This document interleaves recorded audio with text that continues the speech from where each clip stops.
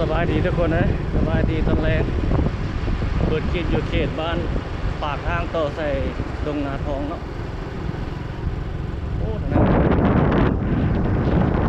ยามแรงตอนนี้ประมาณนั้นนะก็ได้กินอาหารจีนคนจีนเศร้าอยู่ได้นี่ก็ได้มีแต่จีนล้วนๆไม่ไปใส่ก็ได้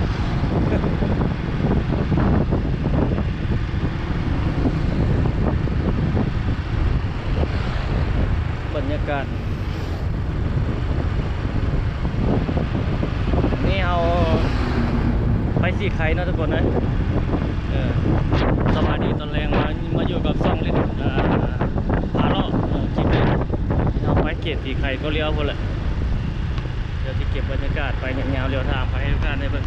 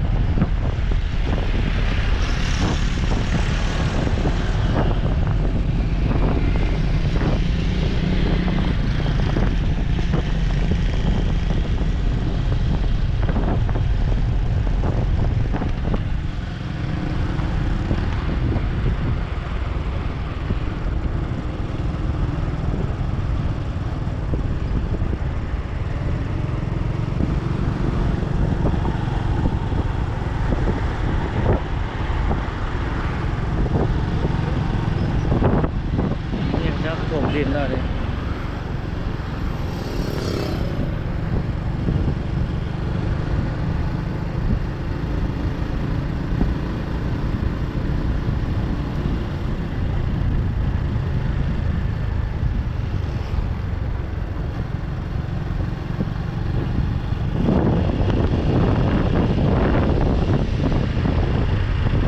ใส่น้ำมันหมดเลยนี่ทำงานน่าจะมี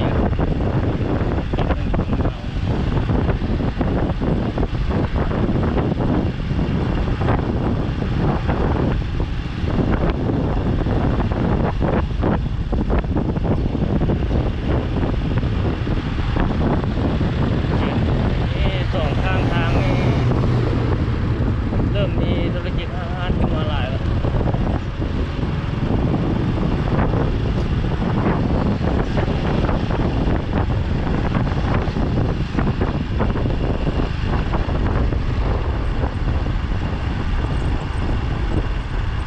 มีเรื่องนี้ใส่เนื้อนี่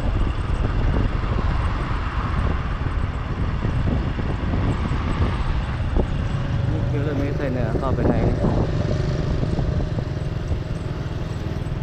นั้นจะเป็นกำลังสิตกดิน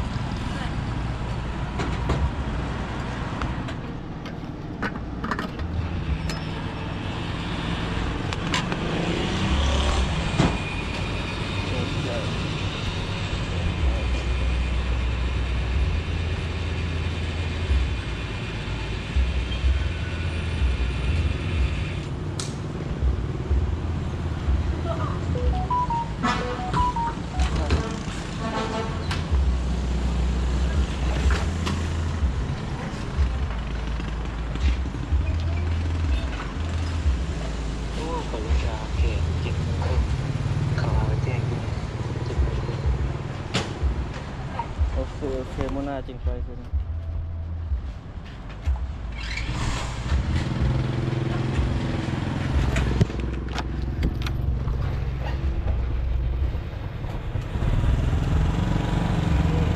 รถกล่องน้ำรถนี่มาสากไฟอยู่นี่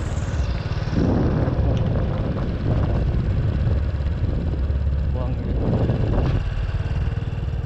อกี้เรานัดหมู่ว่าสิไปสิไข่บุไปทอดสิไข่เนาะบุไปก็เลี้ยวโอ้ตอนนั้นคนจีนมาเศร้าเห็น3เครื่องโอ้นี่ก็เจ้าเทง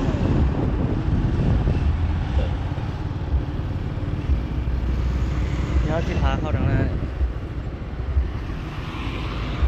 โอ้หานปิ้งหัวปิ่นสำเร็จยังคนหล่อ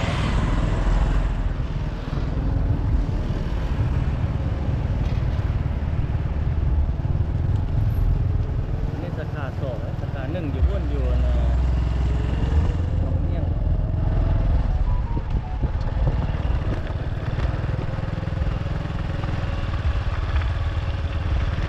มีปลาลัดอยู่ตรงคลิปนี้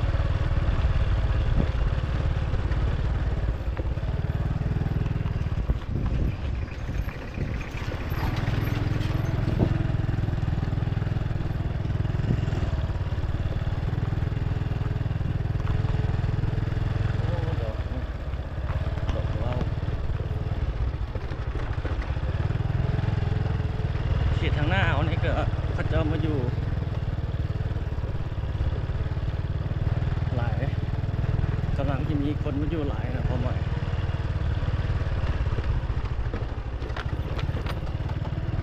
เจ้านี่ก็จะเป็นคนโดนแบบนี้เยอะ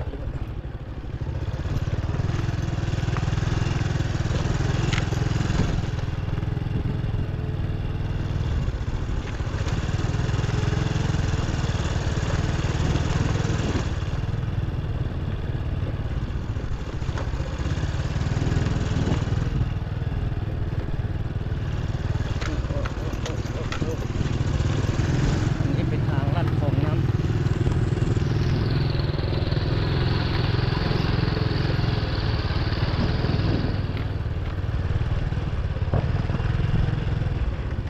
โอ้มีรถนะเจ้ามา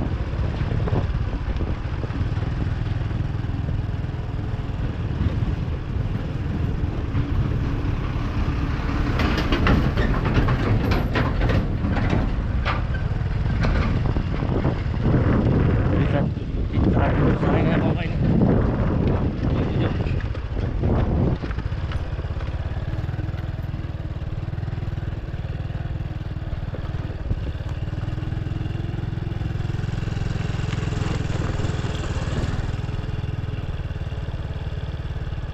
ที่สิมีปลาโคปลาเนี่ยเนาะตรงนั้น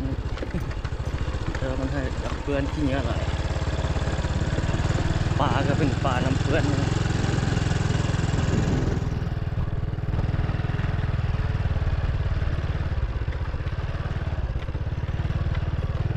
นี่เป็นนี่เจ้ากำลังพูดอยู่ผมถึงดอก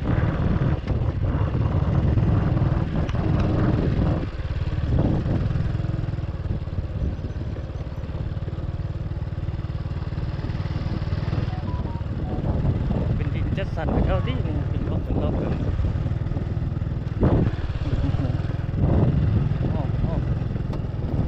ดินจัดสรรเนี่ยขอโทษชมก็นี่ตัวนี้ยังบุกคนเป็นทางมันเจ้าอยู่ต้องไปข่มให้ถึงอยู่ได้หมดก่อนน่าจะเป็นเจ้าเรียนแล้ว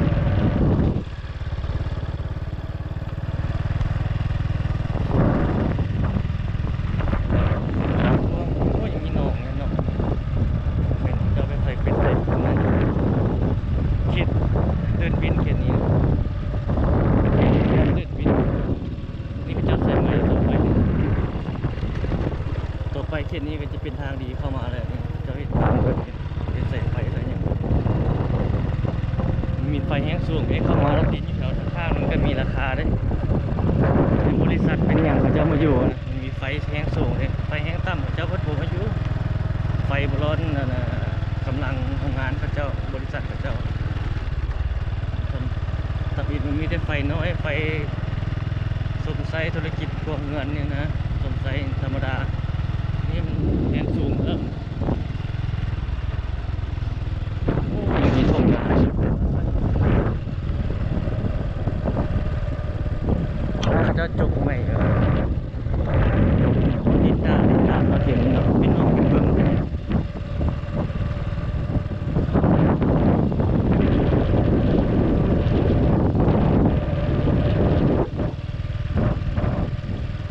สุดนี้เราไป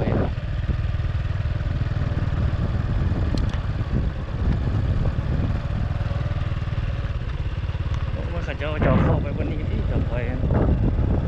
โครงการนี้เป็นโครงการเขาเจ้าเช่นนี้ตัวนั้นก็มีโซ่ไฟขึ้นนี่กำลังจะใส่ไฟคือกันตั้งเสาไฟไหม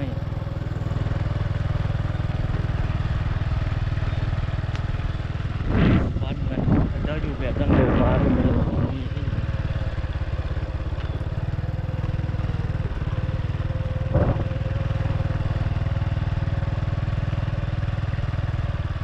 อากาศร้อนเอาทุกคนในบ้านเรา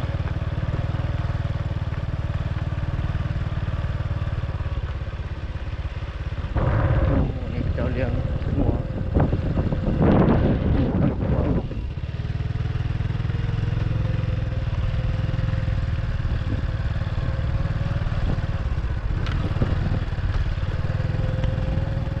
โอ้ยจะปลูกต้นกล้วยอย่างนี้ครับเนาะ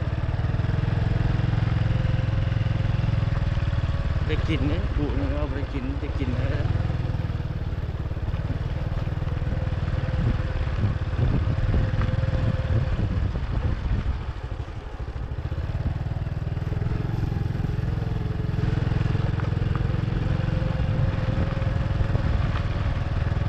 ออกไปทางหน้าเอานี่ก็สอดใส่ทางเลขที่13เหนือเขตหนองเนี่ยวโอ้ต้นม่วง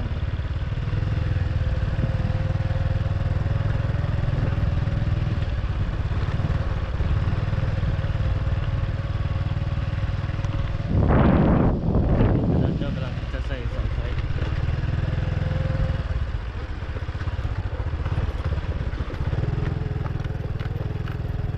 โอ้เป็นหนองเขาเจ้ากำลังถมมาถมมากำลังเป็นอะไรนั่นเสาเงี้ยวตอนนั้นกำลังแปลงเงิน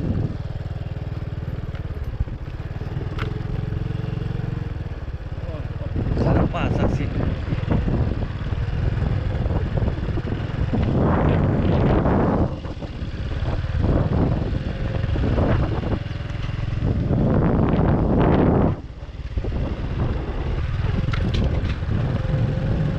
เอามาซ่อนออกนี่แล้วเริ่มที่13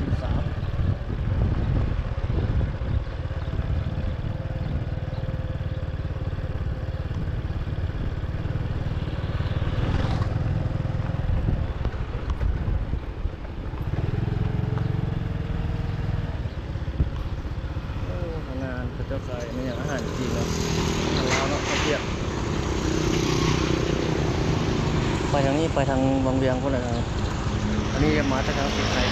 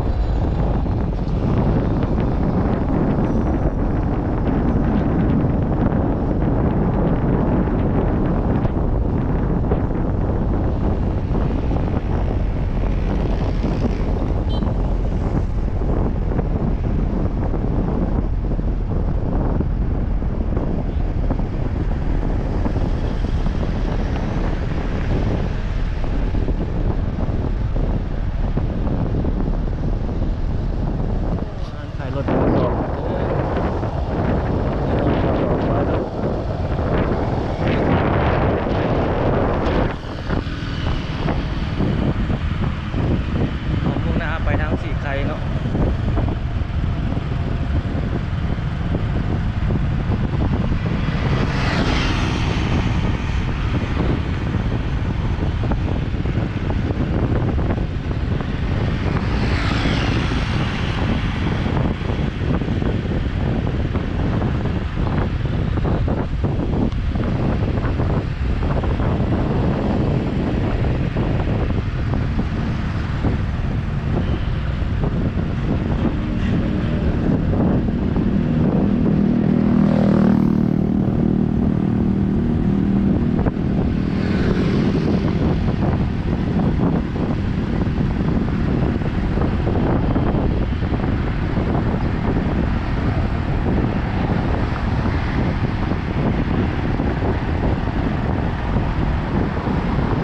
ตัวนี้แล้วขายปิ้งเย็นอย่างนี้ก็ได้ขายดีเลยคนมาซื้อดีปิ้งเย็นเสียบเย็น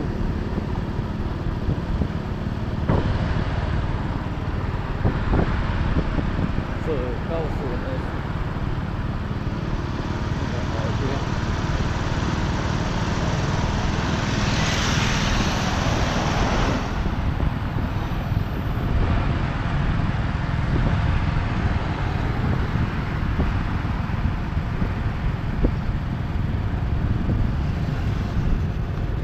บอกเซเว่น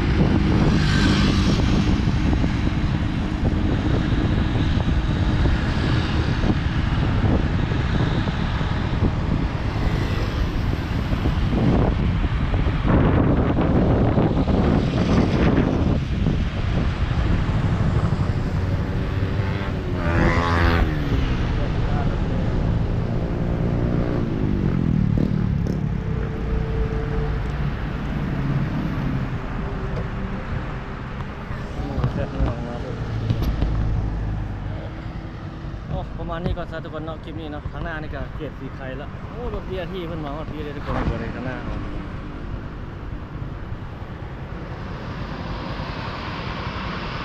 เบียร์ที่ร้านสีไข่แล้วสีไข่สีเกต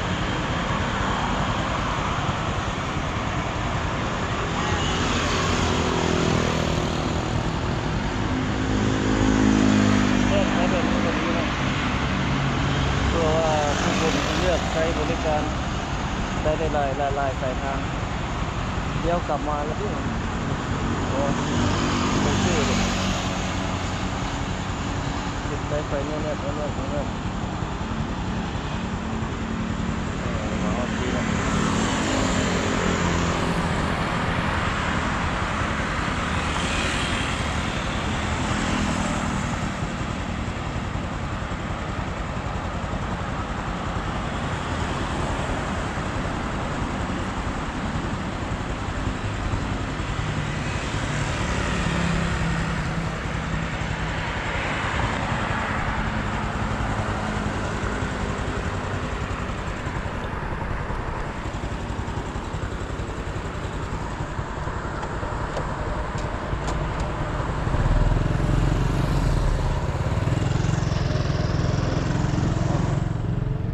ปิดแล้วทุกคน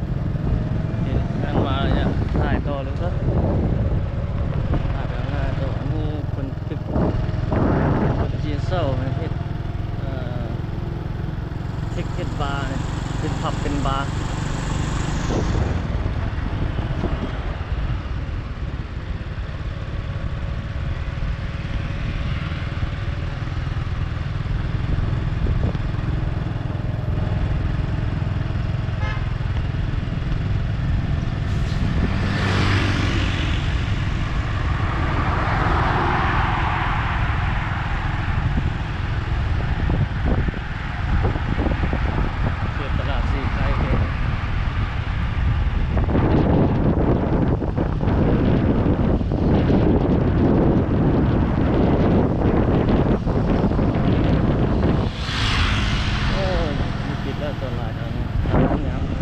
กันยังเนาะ